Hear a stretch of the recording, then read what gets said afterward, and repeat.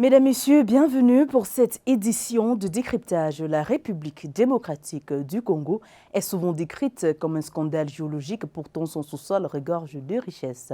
La maîtrise et la valorisation de ce potentiel reposent sur un pilier discret mais essentiel, le service géologique national. Cartographier, explorer, sécuriser et anticiper les usages de ces ressources, tel est le défi stratégique pour garantir un développement durable. Au forum de Grand-Montana, Mwamba Mouchi Mbaku, directeur administratif du service géologique national, partage les ambitions et les priorités de cette institution au cœur des choix économiques du pays. Monsieur Mwamba Mouchi Mbaku, bienvenue sur Africa 24. Monsieur le directeur, quel rôle précis joue aujourd'hui le service géologique national dans la connaissance et la gestion des ressources congolaises? D'abord, il faut dire que le service géologique national du Congo a comme rôle principal la recherche géologique pour mettre en évidence les gisements afin qu'il augmente la connaissance du sol et du sous-sol congolais. Ça, c'est le premier rôle. Le deuxième rôle qui lui est confié par l'État, c'est d'organiser cette information-là à travers des outils modernes afin de le mettre à la disposition du public et surtout de l'investisseur. Voilà les rôles principaux qui ont été confiés au service géologique national du Congo, sans pouvoir entrer dans les détails évidemment. Quels sont les principaux défis techniques et institutionnels que vous rencontriez dans la cartographie et l'exploration géologique du pays? Il faut reconnaître que la République démocratique du Congo est un pays immense, avec 2 345 000 km². Déjà, sa dimension est un défi scientifique et technique. Au-delà de cela, il faut y mettre un autre défi, c'est celui de la technologie.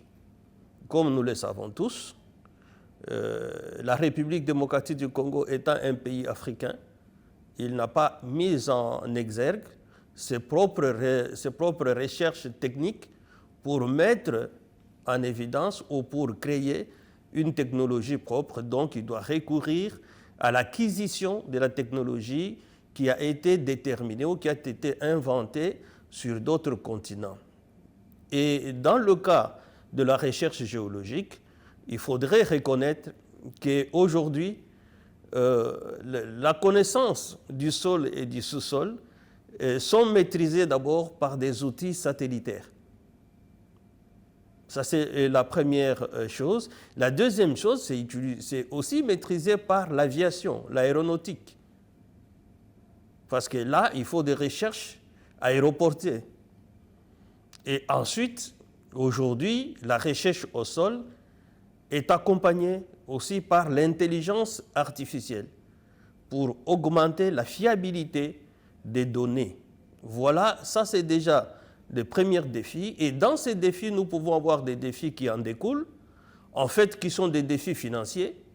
Et comme vous savez, les budgets de nos pays ne permettent pas à ce que la recherche géologique ait des budgets excédentaires pouvant lui permettre, ou alors suffisants, pouvant lui permettre de répondre efficacement aux défis technologiques et à tous les autres défis dont je viens de parler.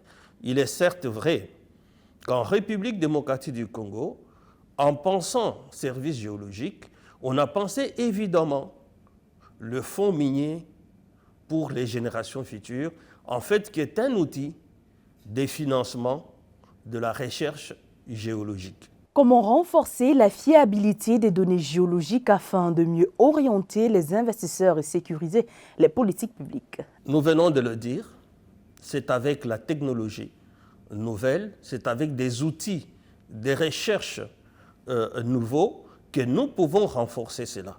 Je veux peut-être aller plus loin pour dire, quand nous voyons ce qui a amené à ce qu'on traite la République démocratique du Congo de scandale géologique, en fait, c'est les travaux qui ont été faits pendant la période coloniale, Donc apparemment, et plus de 60 ans, donc plus même de 70 ans, et c'est sur base de ces connaissances-là qui ont été mises en exergue par un simple marteau et quelques tests chimiques qu'on arrive à dire nous sommes un scandale géologique. Et pourtant, quand nous regardons dans l'entièreté, la République démocratique du Congo n'est même pas explorée à 20% de sa superficie.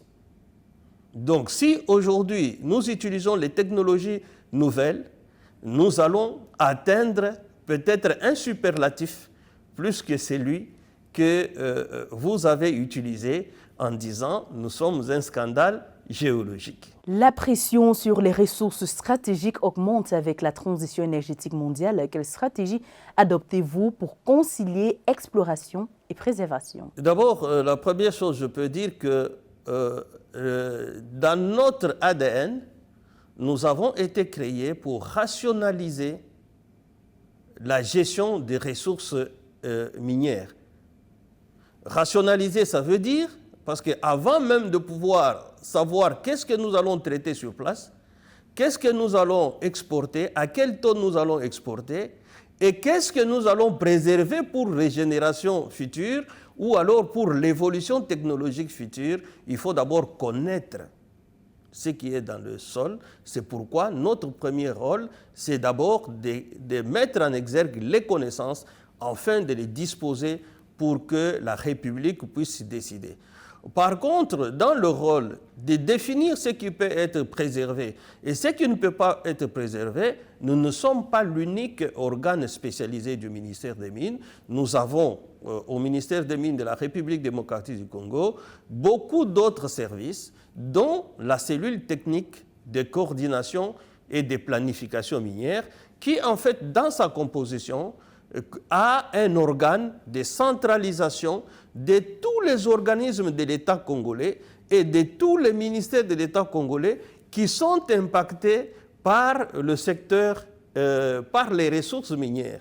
Il y a tous les ministères qui concourent à cela, participent à la définition de la stratégie. C'est cette stratégie qui est définie au niveau du comité consultatif de la cellule technique de coordination et de planification minière qui arrive maintenant à déterminer qu'est-ce qu'on peut préserver, qu'est-ce qu'on peut transformer, qu'est-ce qu'on peut exporter plus. Et ça, nous appelons en République démocratique du Congo la conception de la politique minière qui sera évidemment appliquée qui sera d'ailleurs conçue avec la participation de tous les ministères et tous les organismes.